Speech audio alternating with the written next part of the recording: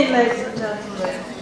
And my name's Portia. Don't worry with the Mrs. or the Roberts-Popham bit. I'm just Portia, and I'm really pleased to be here. I want to talk to you tonight a little bit about sickle cell. My daughter was going to be speaking to you tonight.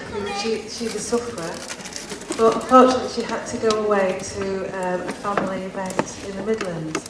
So you've got me, and I hope I'll be able to do her proud. I'm not going to talk to you about the technicalities much around sickle cell, but I just wanted you to share our story and our journey. This is my family, this is the brood. My son's graduation, and it was one of the proudest days of my life because my baby, my heartstring, got his degree. So all three kids now have got the degree, and to me that was something to celebrate. Thank you. But, so I'm not going to say a lot about sickle cell, but I just want to tell you the sickle cell and the thalassemia. And the technical word is, yeah, it's part of a group of hemoglobinopathies, diseases which affect the blood. So sickle cell, it's a name for a group of inherited conditions that affect our blood. Thalassemia affects us in the sense that we don't produce enough or no hemoglobin. So you get classic symptoms of being tired, anemic, pain, crisis. But then you've got the wonderful joy of the situation where they combine, and you get what's called beta sickle thalassemia. I'm not going to test you at the end, you're alright. There's some leaflets at the side if you want to pick them up. Geography used to matter in terms of sickle cell and thalassemia. Sickle cell was always seen to be something that affected people of African descent, or even into parts of Europe, Greece, and what have you. Thalassemia was seen as something that only affected people from the South Asian community. Oh, and also a bit in the Mediterranean as well. But as I said, it used to matter. That's not the case anymore. One of the brood has got the Thalassemia trait. Can you guess which one? Anybody? It's me. I have the Thalassemia trait. And for years, people used to look at me and say, huh? But you're not South Asian. And I'd go, but I've got the trait. Believe me, I have the trait. But they still go, huh? How did that work out? We need to think back to our history and where we've come from and the journey that we've been on. This is Naomi. Oh, sorry, this is Naomi, my daughter, who can't be with us tonight. And that's her partner, Ben. And I put that up there because to look at her, you wouldn't think that anything was the matter. You wouldn't think that anything was wrong. But she has beta sickle thalassemia. She has extremely painful crisis.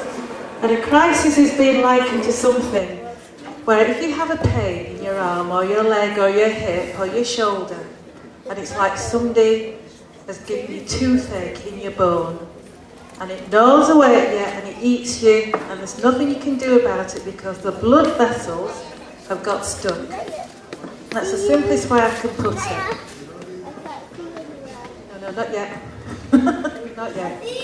And I want to tell you a little bit about something that happened to Naomi recently. And it's something that's been happening to a lot of people in Kirklees. There are approximately 15,000 people in the United Kingdom who have sickle cell or thalassemia or other similar hemoglobinopathies. In Kirklees, or certainly around Huddersfield, there are about 500 people who are affected by the condition. That's 500 people. 2.5 times the number of people that perhaps are sitting in this room right now.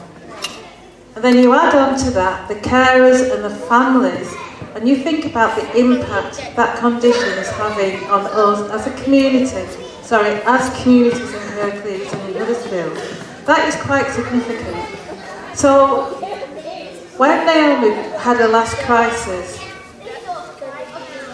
She was admitted to Huddersfield Road Infirmary at 11 o'clock at night.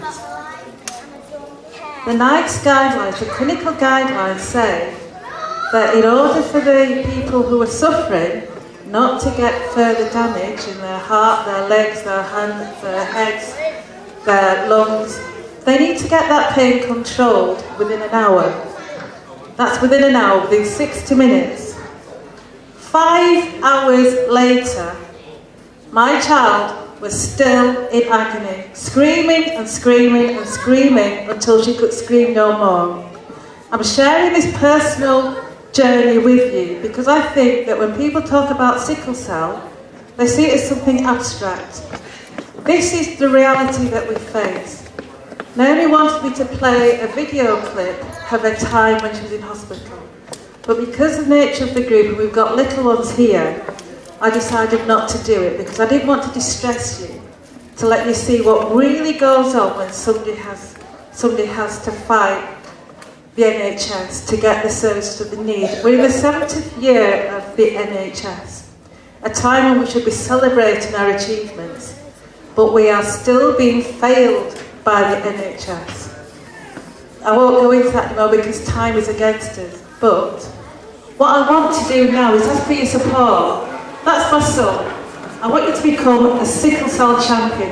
Help us to fight to get the resources that we need, to get the information out there into the communities that we need to do, but more so to actually get the hospitals, get the GPs, get the people who actually commission services and get the money to commission services to work more effectively with us. I want you to support us by becoming a sickle cell champion.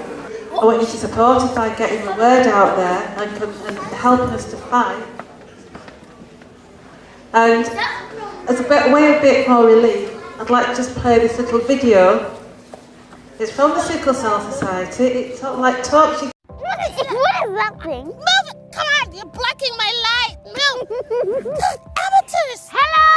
Hi. I'm Maya. Hi, Maya. And I'm Emma. Hi, Emma. Hi. So, what are we doing here today? We're talking about sickle cell anemia. What's that? Sickle cell is a group of hereditary blood disorders. And how many people in the UK suffer from this? 15,000, but 10,000 of which live in London alone. Do you have sickle cell? Yes, I was born with it. No way! But you look fine. That's because sickle cell affects red blood cells inside my body. Why is it important to spread more awareness about sickle cell? So other people know about it and they can try and help too. I suffer from sickle cell disease. It means that I have to take loads of medicines. I also need blood transfusions, which means somebody would donate blood so I can get one. I hope that people can see that the giving of blood is a wonderful thing. I think giving blood is really important. I have 2 friends who do have sickle cell, and I see the importance of why I need to support my community and give blood as well. Why do you think it's important to give blood? Because it can help some other people, someone like you. Someone like me, someone can save my life by giving me blood. How many African and Afro-Caribbean people donate blood in the UK? Only 1%. Only 1%? Did you hear that? We need to get more people giving blood. The black community of not traditionally giving blood, because it's something that we don't really know about. I think it's something that black people should do. Maybe next time it's going to be 2%, 3%, because you inform me, I can inform someone else. What does 1% equate to? Is it 10,000 Afro-Caribbean donors? Mm-hmm. And how many do we actually need? We need to get up to 40,000. It's probably about changing the stigma of giving blood and just making it seem like a normal thing. It is normal to give blood and to help someone else. You never know, I might need blood one day, and if I don't give, then I won't get. Seeing you now, I can follow you to make a donation. What about that? Are you happy? Yeah. Thank you. So what do people need to do if they want to give blood? They have to register. Okay, you hear that? Go register now and help people like Maya, right? Mm-hmm. You're amazing. I love you.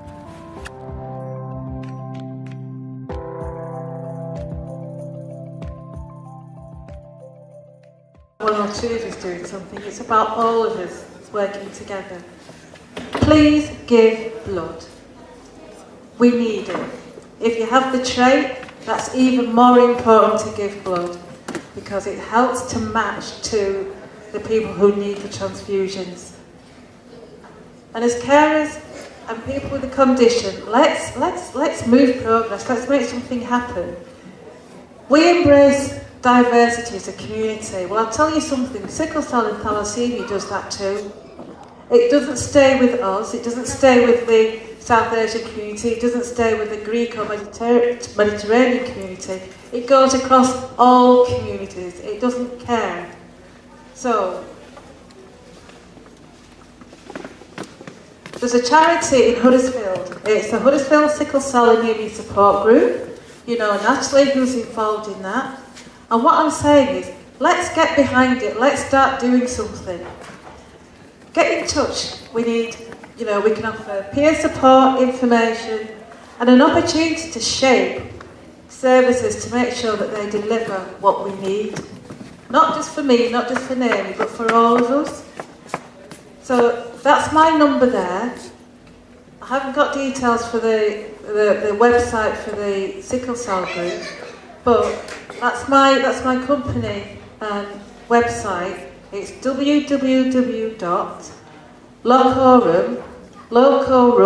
to everybody else .org.uk, and we'll make sure that if you're interested, your details will get passed to the Sickle Cell Anemia Support Group and we can move things forward. But please, that's my number. A lot of you know me, nearly everybody will know Natalie. Speak to us, let's get moving, let's get involved, and thank you for listening. Thank you.